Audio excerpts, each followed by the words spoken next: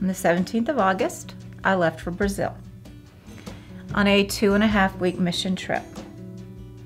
We got to Brazil on Tuesday the 17th. By Sunday, I had one of my infamous migraines. I've had them for 7 years. Never knew really what caused them, but they had become increasingly vicious, I would say. And on that Sunday, I had one hit me. Went back to my room, took my Ambien as usual, and my pain medication as usual, and went to bed. 3 days later, I still don't know what happened. I lost 3 days of my life. I got very, very sick. They began taking my blood pressure, which went sky high. Everyone at the mission was trying to hydrate me to make sure I had fluids, to make sure that I was going to be okay.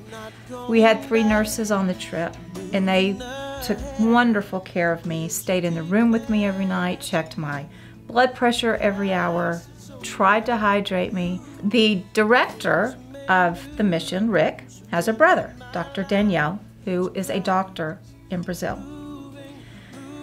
They kept going back and forth. Do we take her to the hospital? Do we not?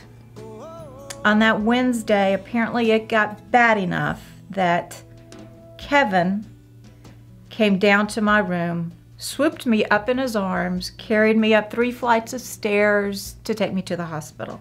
Sometime between Tuesday and Wednesday, a CT scan was ordered. And Dr. Danielle did the CT scan. When he did it, he came back with news that just wasn't very good. Apparently, my brain was swelling.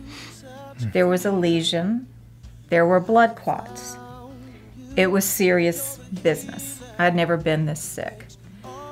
Back at the mission, they were trying to decide whether to tell Lane, come on down, Lane, get here now, or Lane, she has less than 50% chance of living through tomorrow. We need to get you to Brazil. Well, Wednesday night, I got the call from the mission group, and they told me how sick she was, that I needed to get down there as quickly as possible. From Atlanta, there's only 1 flight a day to Rio, so I knew I wasn't going to be able to get on the Wednesday flight, so I was going to get on the Thursday flight. So I was frantic. I was scared to death I was going to lose my wife. They did an MRI that night around 9:30. This is when things get better and get real interesting. Of all weeks in this year, that was the one week they were having a neurologist conference in Rio. Dr. Danielle called on one of the best, Dr. Carlos, thank you, who not only was a wonderful neurologist, he spoke fluent English. Go into the MRI around 9 o'clock at night, about 45 minutes worth, the first half of it. It hurt so bad. I'm laying there and I'm starting to think about my husband, my 2 boys, Ben and Mitch, how much they mean to me and how I am not ready to leave this world yet. And this presence of 3 big angels came into the MRI machine. They didn't talk to me, but I felt their presence and I was immediately calm. And it was as if they were saying, we got this, just relax.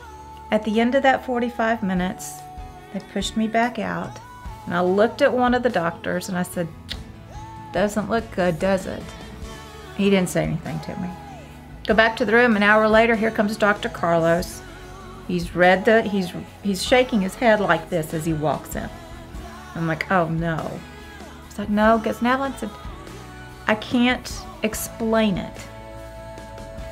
But when we saw the first MRIs, they confirmed what the CT said yesterday. You're in a dire situation. He said, but then we started looking, the second set.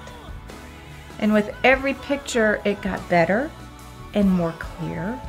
Your vessels had opened up. The blood clots were disappearing. Man, I'm here to tell you that God does miracles today. God worked an undeniable, world-class miracle in my family, saved my wife's life. God is alive in the same way that he was alive in the New Testament, in the days of the apostles, in the days of Jesus, in the days of the Old Testament. It is the same God we have today that was here 500 years ago, 1,000 years ago, 2,000 years ago.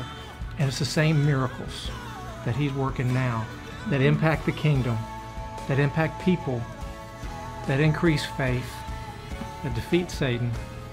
It's the same God that we have today that we had then.